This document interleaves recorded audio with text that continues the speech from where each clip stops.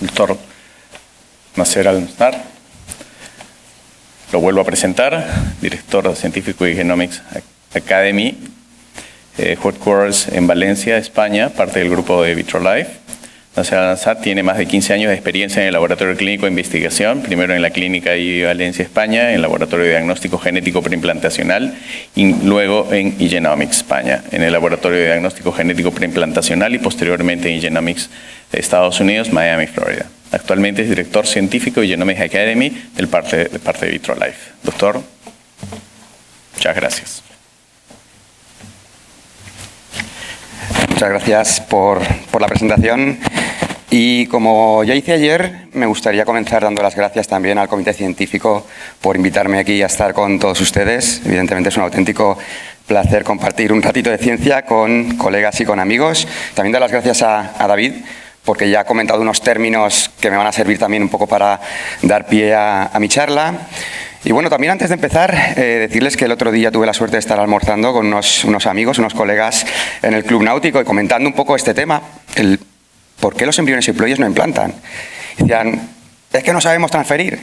Bueno, fuera de bromas, esta es una de las partes que podrían ser comentadas, pero evidentemente no es mi expertise y yo no voy a entrar en ello.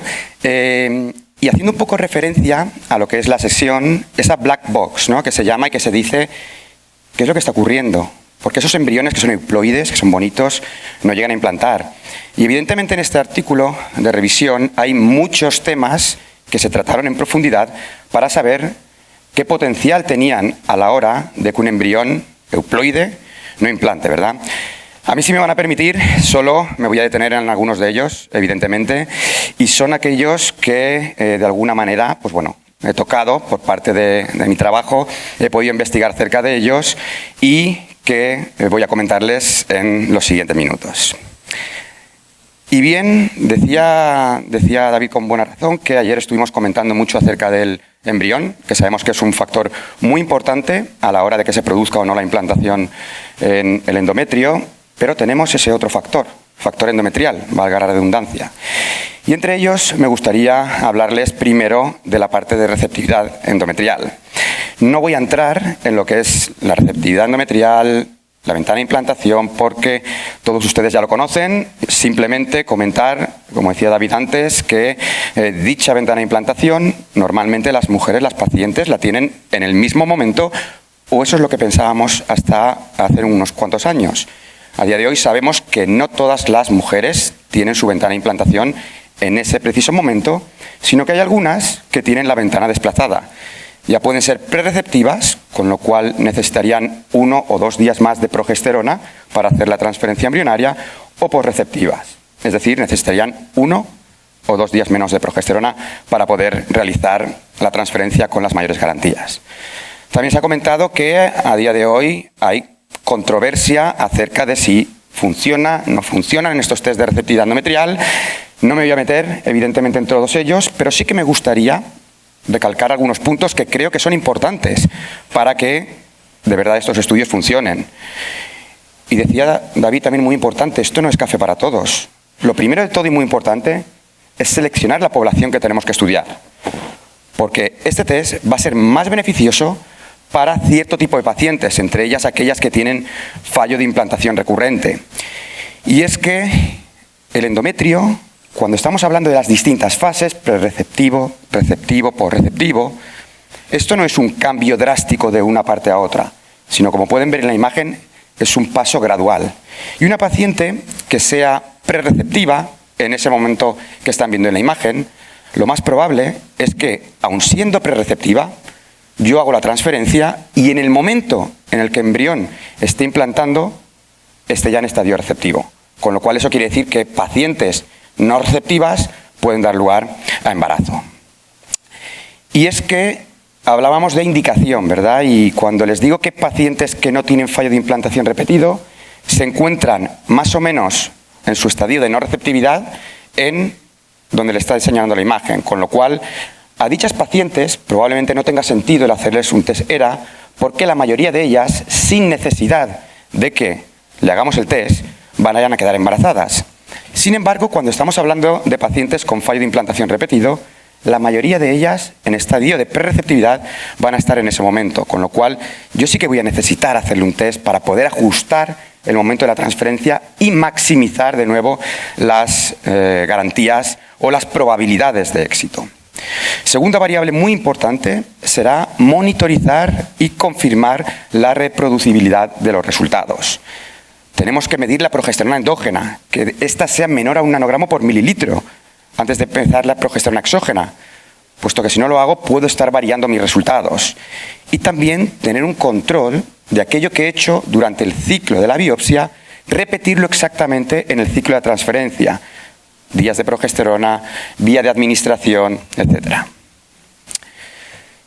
Y luego, un concepto muy importante también es lo que les decía anteriormente, la probabilidad de embarazo. Con un test de receptividad endometrial lo que estoy haciendo es incrementar la probabilidad de embarazo. Pero de nuevo, que la paciente no sea receptiva no quiere decir que no pueda quedar embarazada. Yo si tengo una paciente que tiene un endometrio prerreceptivo y yo lo analizo, lo más probable es que le recomiende transferir 24 horas después y estaré maximizando la probabilidad de que dicha paciente quede embarazada. Sin embargo, esa misma paciente, que ya sabemos que es prerreceptiva, pero imagínense que no le hacemos el test. Si yo hago la transferencia, probablemente no vaya a quedar embarazada. Estoy hablando de un primer transfer, de un segundo transfer, de un tercer transfer y quizás, y por suerte, en la cuarta transferencia ese embrión se desarrolle de una manera más lenta y en el momento en el que vaya a implantar la paciente esté en estadio de receptividad y pueda quedar embarazada. Y de nuevo el concepto de que una paciente que no sea receptiva no tiene por qué lograr embarazo, pero evidentemente las probabilidades son menores. Si hacemos el test, vamos a transferir en el momento que tengamos mayor oportunidad de que dicha paciente quede embarazada. Y como decíamos al principio, a día de hoy tenemos muchos trabajos que hablan a favor, muchos trabajos que hablan en contra. Evidentemente no voy a entrar en todos ellos, simplemente comentarles el trabajo que presentamos este año en ESRE, en el cual estábamos viendo el impacto clínico que podía tener un test de receptividad endometrial en pacientes con uno o más fallos de implantación. Y como pueden ver en la tabla, comparando aquellas pacientes con un estándar embryo transfer frente a aquellas a las que se le había hecho una transferencia personalizada, tenemos tasas de embarazo de un 45% en estándar embryo transfer frente a un 59% con el transfer personalizado, tasa de embarazo en curso de un 33% frente a un 43% y tasa de recién nacido vivo de un 32% a un 42%, siendo todo esto estadísticamente significativo. Si además en esta charla estamos hablando de por qué no implantan los embriones euploides, nosotros de este subgrupo cerramos y solo presentamos aquellos que se les había hecho PGTA, es decir, estábamos descartando el factor embrionario. Y podemos ver que en este caso la tasa de embarazo en estándar embryo transfer fue de un 37% frente a un 65%, recuerden, pacientes con PGTA y con personalized embryo transfer. Las tasas de embarazo en curso de un 27% frente a un 49% y de recién nacido vivo de un 26% frente a un 48%. Pero para ello también estamos realizando este estudio, que llamamos Non-Selection, en el cual viene a colación porque se realiza en pacientes que todas ellas se tienen que haber hecho un PGTA. Para de nuevo descartar el factor embrionario, vamos a transferir embriones haploides y a partir de ahí les haremos un ERA y veremos transfiriendo de una manera ciega a ver qué resultados clínicos obtenemos.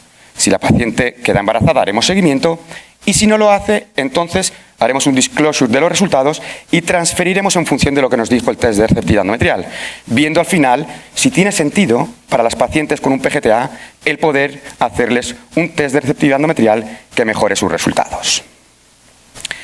Y seguimos con el endometrio. Y vamos a pasar a hablar del microbioma, de ese microbioma endometrial que hasta no hace muchos años los libros de medicina, el dogma era de que era el útero, el endometrio, era un órgano estéril, estanco, en el que no había nada y a día de hoy, pues bueno, sabemos que esto no es así. Empezó el proyecto del microbioma humano en 2007 en el NIH, en el cual se quería mapear de alguna manera una persona sana en diferentes partes del cuerpo.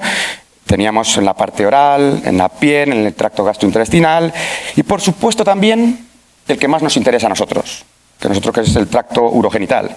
Y en este caso también decía David que la población mayor en el endometrio que estamos encontrando sería Lactobacillus, en una persona, una paciente en este caso, que fuera sana. Distintos trabajos nos han hablado también, el Caroline Mitchell en 2015, Inmaculada Moreno en diciembre de 2016, que el microbioma vaginal y endometrial tiene muchas similitudes, pero también tiene diferencias. Entonces hemos visto hasta un 20% de bacterias que encontrábamos en endometrio, pero no encontrábamos en vagina.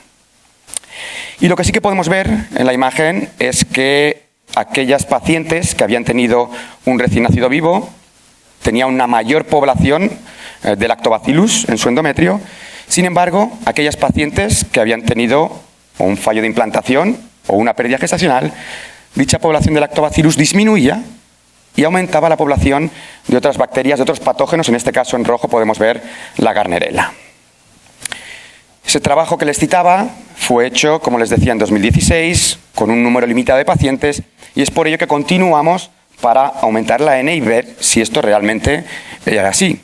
Y pudimos publicar en 2022 este trabajo en el cual se les hacía primero un test de receptividad endometrial, un ERA a las pacientes, para descartar también esa parte. La paciente se transfería siempre en estadio de receptividad y, por otra parte, se le analizaba el microbioma endometrial. Dicho esto, se vio si la paciente embarazaba o no, 42% de no embarazo, 58% de embarazo, y aquellas pacientes que embarazaron se vieron que 41% tuvieron recién nacido vivo, 8% con un embarazo bioquímico, 8% de aborto, un embarazo ectópico. Nosotros con esos datos fuimos a ver y a valorar cómo tenían el microbioma.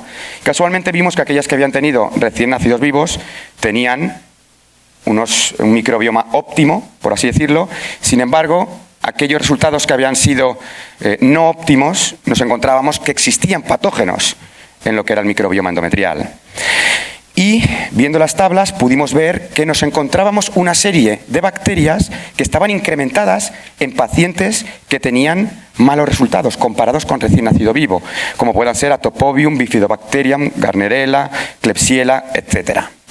Sin embargo, y por el contrario, teníamos una serie de bacterias que estaban disminuidas en pacientes con malos resultados comparadas con recién nacido vivo, como pueden ser el ya mencionado y famoso Lactobacillus, Micrococcus, Cupriavidus, etc.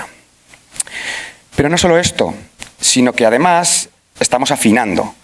Estamos afinando porque anteriormente decíamos, bueno, esta paciente es positiva para Gardnerella, tratamiento antibiótico, y vamos a ver qué pasa si somos capaces de restituir la situación. Pero lo que hicimos en este estudio, con más de 450 pacientes, es que vamos a correlacionar con recién nacido vivo, que finalmente es lo que queremos. No queremos saber si la paciente tiene o no Gardnerella, que también, sino queremos ver que la paciente tenga un recién nacido vivo. Con lo cual marcamos esos rangos de normalidad, que es que si la paciente tiene Gardnerella, pero en un rango en el que luego yo he visto que la misma paciente en ese ciclo ha tenido un recién nacido vivo, para mí va a ser normal. Con lo cual yo lo voy a reportar, pero no voy a recomendar que le estén dando tratamiento antibiótico a la paciente, con lo cual estamos ahorrando el dar un tratamiento antibiótico extra o demás, que sabemos que es un problema. Dicen que es la siguiente pandemia.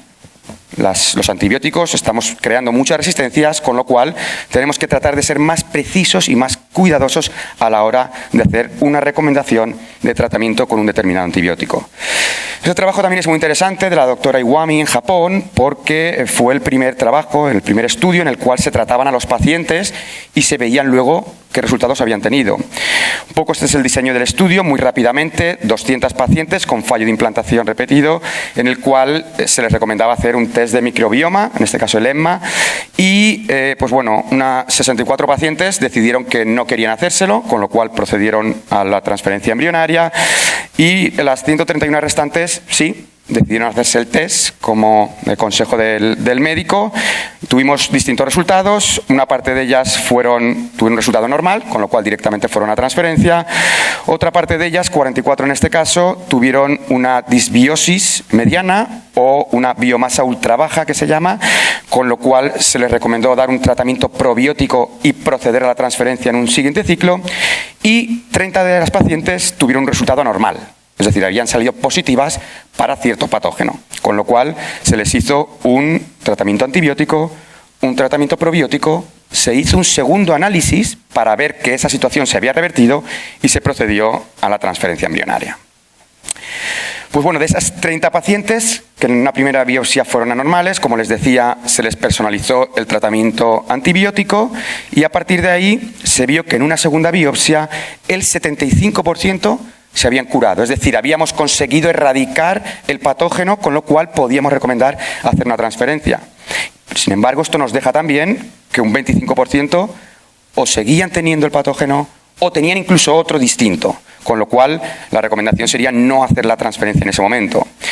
Y lo que vieron los doctores es que comparando el grupo control, aquellos que no habían hecho el test del microbioma endometrial, frente a aquel grupo de estudio a los que sí se le había hecho el tratamiento antibiótico, posteriormente tratamiento probiótico y transferencia, resultados de embarazo después de un primer embrión transfer en congelados, estamos hablando de tasas de embarazo clínico de un 12,5% frente a un 42% cuando hemos tratado a la paciente, de tasa de embarazo en curso de un 9,4% a un 33,6% y tasa de recién nacido vivo de un 9,4% a un 33,6%, siendo todo estadísticamente significativo. Si hablamos de la tasa acumulada, después de 2 transferencias, vemos también que la comparativa está en favor de aquellas pacientes a las que se les ha hecho el tratamiento. Y tendríamos tasas de implantación que pasan de un 33% a un 48%, tasa de embarazo en curso de un 33% a un 64% y la tasa de recién nacido vivo de un 31% a un casi 49%, de nuevo siendo todo esto estadísticamente significativo. Y vamos a cambiar un poco radicalmente. Estamos hablando de la parte endometrial. Me dejo los últimos minutos para hablar un poquito del embrión y un poquito también de los varones, porque siempre sabemos que el factor diferencial, y eso es por lo que es tan importante el ADN, el estatus cromosómico del embrión, y es que a medida que aumenta la edad de la mujer, aumenta la probabilidad de tener un embrión aneuploide cromosómicamente normal. Pero ¿qué ocurre con la edad paterna? Y es otra de las cosas que se miró en esta revisión sistemática. Yo pongo nuestro granito de arena en lo que hemos participado nosotros. Nosotros hemos tratado de comparar edad paterna y aneuploidías para ver si también de alguna manera puede llegar a afectar a los cromosomas. Publicamos este primer artículo en 2019 en colaboración con la Universidad de Miami, en el cual vimos que no. Que diferenciando por distintos rangos de edad y con una N de embriones bastante elevada, no veíamos que hubiese diferencias significativas entre los distintos grupos hablando de anomalías cromosómicas. Y también participamos en esta revisión con un grupo canadiense, un metaanálisis en el cual llegamos a las mismas conclusiones. No había diferencias entre ellos. Y además, en la Sociedad Española de Fertilidad del 2022, pudimos presentar también un trabajo con casi 70.000 blastocistos analizados de pacientes, parejas que iban a donación de óvulos, evidentemente para descartar la parte femenina, y viendo por los distintos rangos de edad, vemos que no existían diferencias estadísticamente significativas, como podemos ver más gráficamente en dicha tabla. Con lo cual, pues bueno, las aneuploidías no afectan a la edad paterna, no pasa nada. Podemos tener los años que queramos los varones, que no vamos a tener ningún problema, pero sabemos que esto no es así. Ayer creo, Josón, que lo comentabas, es que el efecto de la edad paterna tiene efectos negativos sobre la calidad del esperma y funciones testiculares, disminución de la tasa de éxito de FIV-ICSI, aumento de la tasa de parto prematuro o mortinato, cambios epigenéticos, que es lo que decíamos ayer, por mutaciones en el ADN, y también aumento de la incidencia de diferentes tipos de trastorno, ya sean trastorno del espectro autista, esquizofrenia, trastornos bipolares, leucemia infantil en la progenie, etcétera, etcétera. Con lo cual, sí señores, la edad paterna no afecta para las aneuploidías, pero afecta para otro tipo de cosas que pueden ser muy importantes y relevantes. Y mutaciones que puedan haber en ese embrión que a pesar de ser euploide, hagan que no esté implantando en la paciente. Y ya para finalizar, y es algo que comenté ayer, por lo cual lo he puesto muy resumidamente, también nos hablan en este artículo de, bueno, hemos analizado el embrión es euploide, cromosómicamente normal, ¿qué más podemos hacer? ¿No está implantando? Pues bueno, ayer decíamos, tenemos este blasto bonito, hemos hecho un PGTA, el embrión es euploide, pero ¿qué está ocurriendo? Y es que les decía ayer que por secuenciación masiva a día de hoy tenemos la limitación de que yo puedo saber y diferenciar si dicho embrión tiene ciertas pérdidas, monosomías, ganancias de cromosoma completo, trisomías, deleciones o duplicaciones parciales o segmentales. Sin embargo, el tema de la haploidía no podemos verlo. No podemos saber si dicho embrión que es euploide es diploide, es decir, tiene los 2 sets de todos los cromosomas al completo, o tiene 3 sets de todos los cromosomas siendo triploide, o solo un set de todos los cromosomas siendo haploide. Que sabemos que tanto los haploides como los triploides tienen desarrollo embrionario, si bien los haploides se suelen bloquear, pero los triploides sí que sabemos que dan lugar a embarazo y que pueden causar aborto. De hecho, el 10% de las pérdidas gestacionales que tienen una anomalía son debido a las triploidías o poliploidías. Y es que nosotros sabemos que viendo 2 pronúcleos entendemos que ese embrión va a ser diploide, pero en nuestro estudio que realizamos vimos que esto no era así. Tenemos que la NGS, como decía, la limitación es que nos normaliza el resultado y transfiriendo un embrión haploide, pensando que siempre va a ser diploide, si transferimos y es haploide o triploide, nos va a dar lugar a un fallo de implantación o una pérdida gestacional o un embarazo de origen molar. Y les decía que en el estudio que analizamos con más de 1000 blastos, en embriones con 2 pronúcleos, es decir, supuestamente diploides, vimos que casi el 2% de ellos eran realmente triploides, con lo cual estábamos transfiriendo un embrión euploide, pero que no iba a transferir. Y aquí tenemos también una posible causa del por qué embriones euploides no implantan o pueden dar lugar a pérdida gestacional.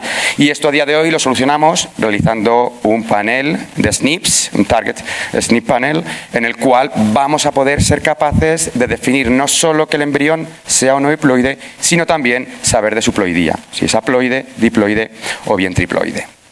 Para concluir, decir que el factor endometrial tiene un papel muy importante en la implantación embrionaria. Hablemos de receptividad endometrial, de microbioma, de inmunología, etcétera.